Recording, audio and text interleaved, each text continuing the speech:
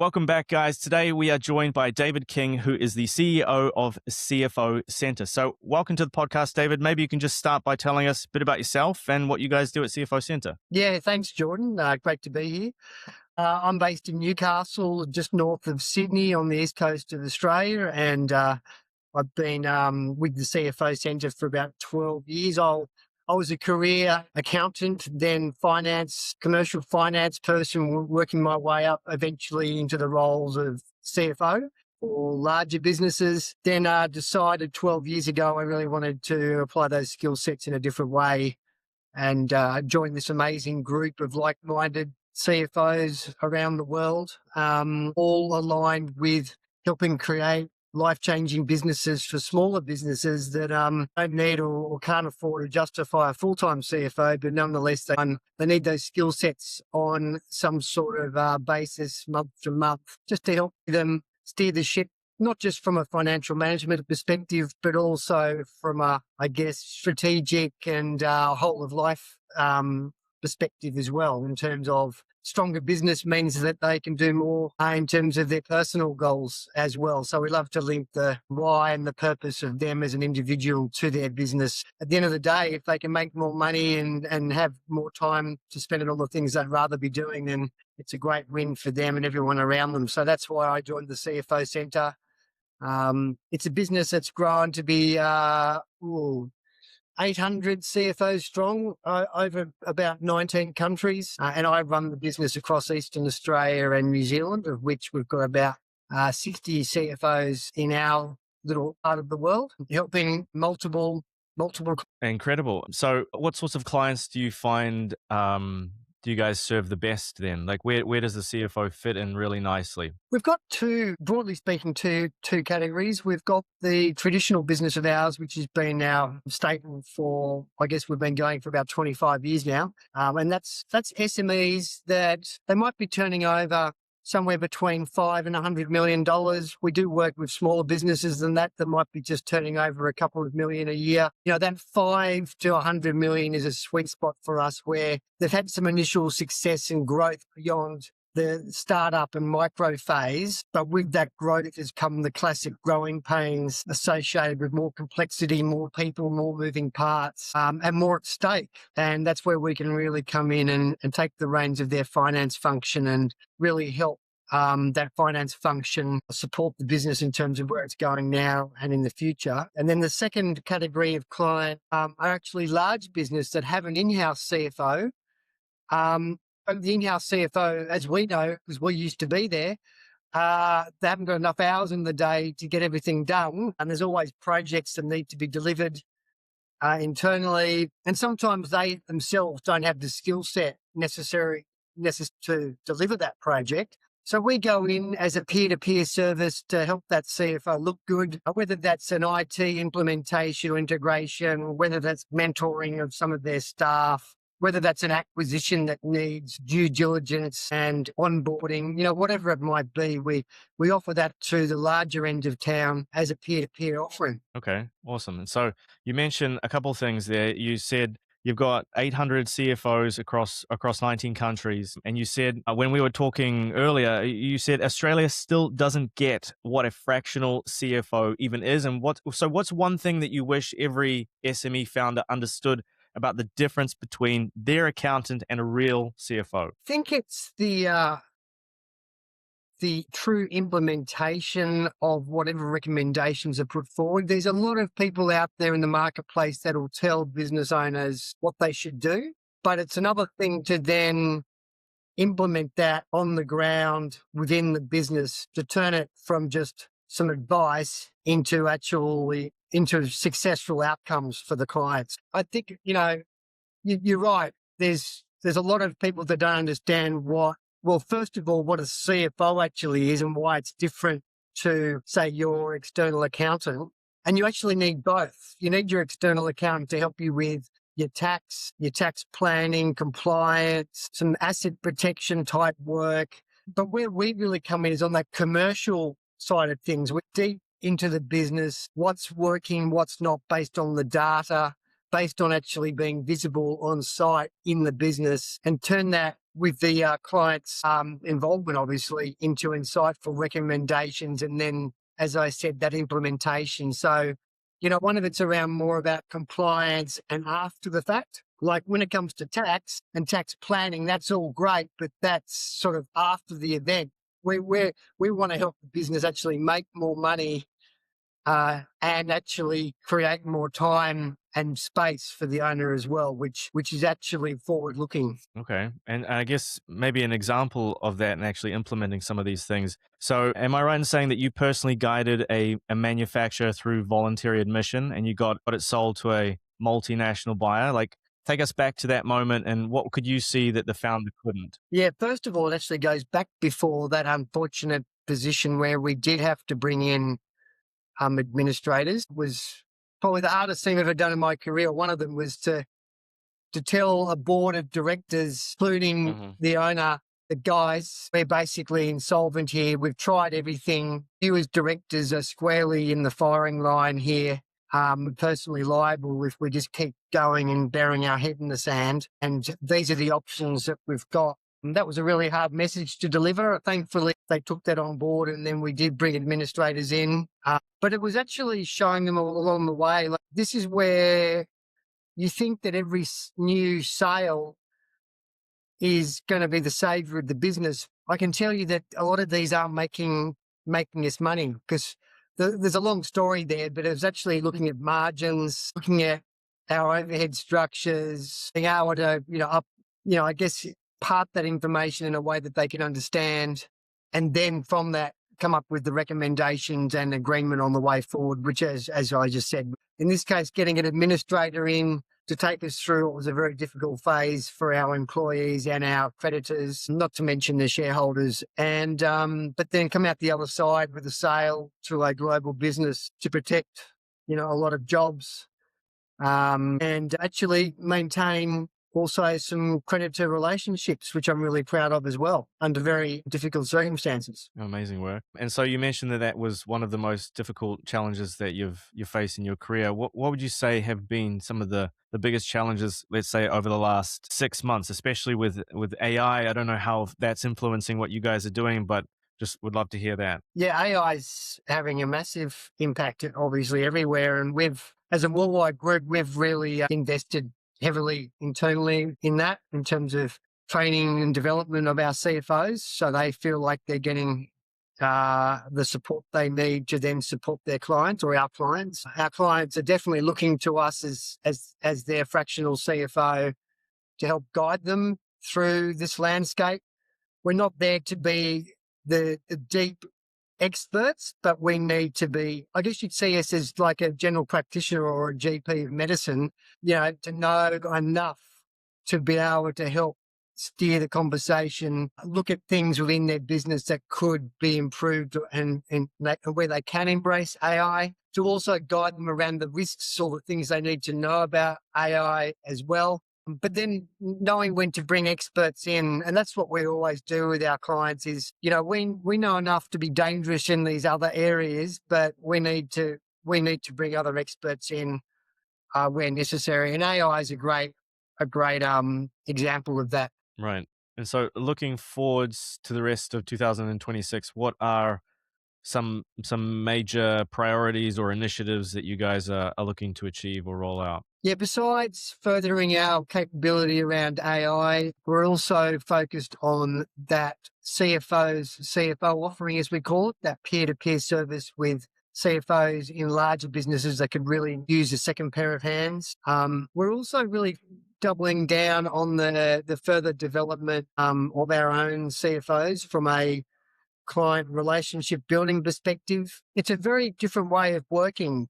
So we've got CFOs primarily that have come from corporate land as in-house CFOs, joining us for common reasons like wanting to add tangible value to smaller businesses, wanting to have a bit of variety now, like have a portfolio of clients that they can enjoy, have a bit more freedom in their own life in terms of how they construct their working weeks. But having said that, it is a different way of working, and that a lot of our SME clients have never had a CFO before. So we need to lead the way and show clients how to get the best out of us and our involvement. So we're also just continuing that learning and development for our own people so that they can build these deep relationships with clients. Because the longer we're in there with clients, obviously we've got to keep delivering value, but the longer we're in there, the more that we can really add that value over the long term with that deeper understanding, that deeper relationship with the client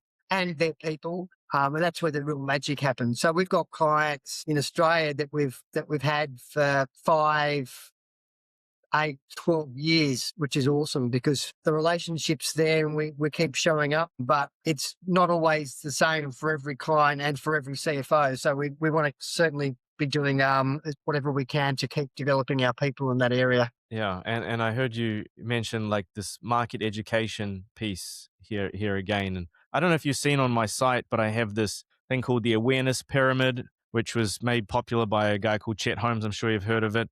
Yep. And so it's refreshing to hear about somebody like yourself who's aware of something like that, and that it is so important to educate the market because, like you said, many people don't know what a CFO actually does, and educating them on what's the difference between that and an accountant is going to have this penny drop moment. Have you experienced that many times when you're dealing with clients and you explain to them and they go, I see, well, obviously I need this. Yeah, totally. And we've learned that you can never assume that the next person you speak to actually already Yeah. understands it. So you've got to make sure you know where that level of understanding currently sits and then work from that upwards.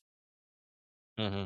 But yeah, we've had pennies drop pretty much every week because of the education piece. I mean, the CFO Centre globally is definitely the market leader in the fractional CFO space, having done it for so long, 25 years, and have such a large team around the world. But part of that as a market leader is also a responsibility that we take seriously to build the industry. So that means there are more competitors coming in, which we welcome so long as they are true competitors. And what I mean by that is they are seasoned CFOs delivering true CFO level services, not people that, I don't want to speak untoward, but are really offering bookkeeping or financial controller type mid-level services and calling it fractional CFO, because all that does is confuse the marketplace. And that doesn't help that just doesn't help our business owners out there that are struggling to, navigate their way through their journey. Right, right.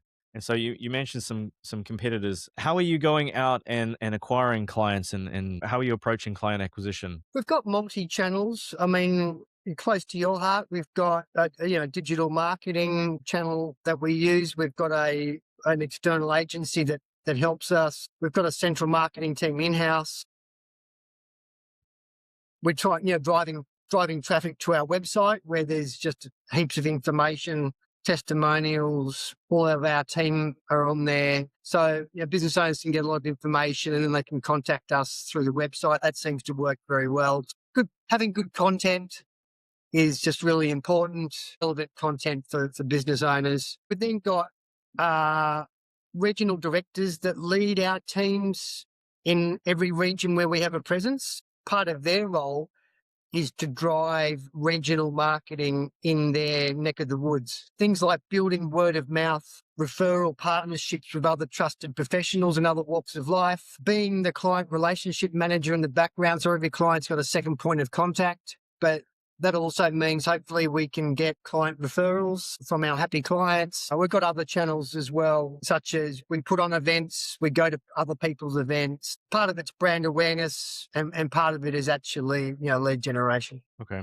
Is there a particular channel that you've found works much better than the rest? Two best channels at the moment are digital. So what I was just talking about with digital marketing and good content and driving traffic to the website, and, pay-per-click and, SEO, and now AI's role in SEO and all of that sort of stuff. But then secondly, and the channel that ultimately is the holy grail, I think, is building those referral partnerships with other professionals, because for two reasons. It means then we've got a tool belt of other professionals that we can use for our clients' benefit when our clients need other services, whether that's tax, a lawyer, insurance broker, a banker, or some sort of other funding solution, an HR or IT practitioner. these types of people we've got at our disposal for our clients' benefit.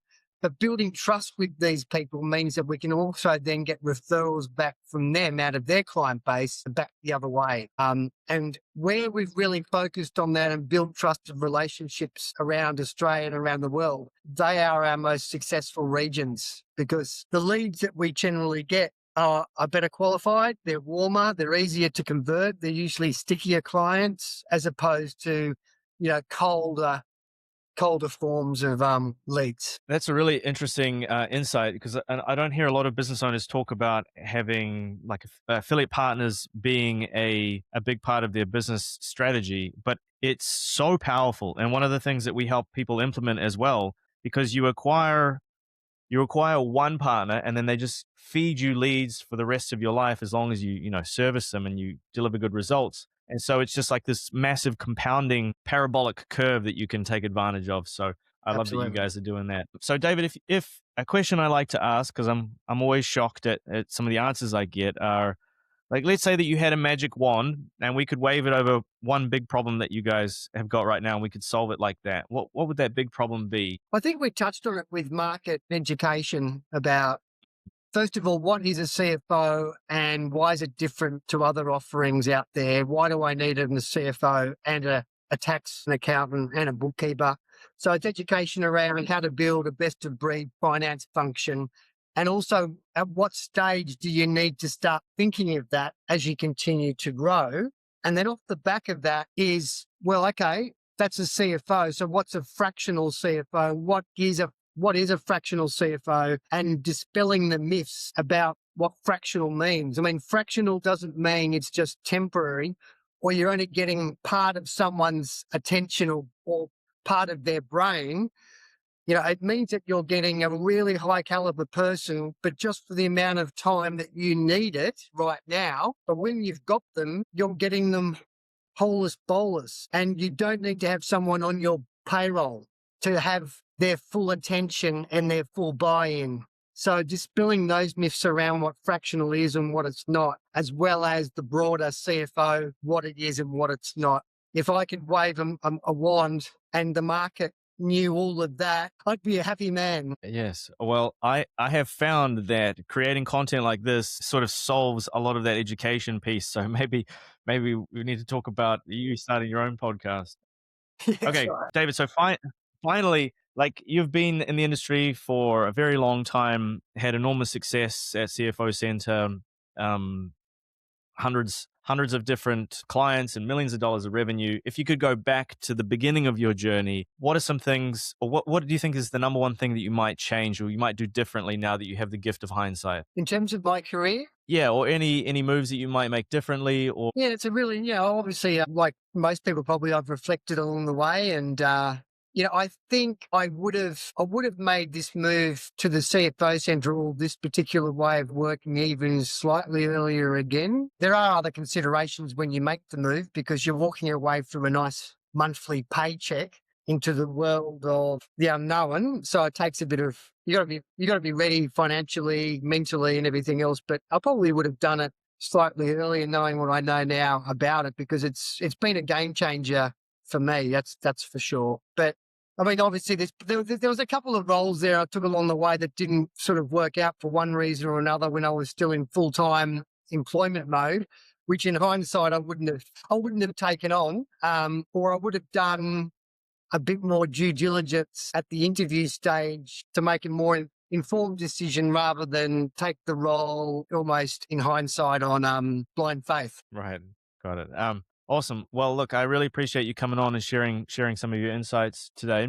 If people are listening and they want to check out CFO Center, or maybe they want to connect with you, where can they go and how can they connect? Yeah, so our website, www.cfocentre.com, has heaps of helpful information in there. My email address is david.king@cfocentre.com. Anyone can drop me a line and I can give them some guidance. We love speaking to business owners and business managers, and whether it turns out to be a client for us or not, if we can help steer them in the right directions. Yeah, always up for a phone call or a video chat with people. I believe in karma. If you spread enough of that good stuff around, it comes back at some stage as well. So people shouldn't hesitate just to reach out to us, even if it's just for a quick chat. Well, I'll make sure to leave links in the description to all of those things. But thank you for coming on today and sharing everything that you've mentioned today, David. And thank you guys very much for watching. We'll see you in the next episode. All right. Thanks.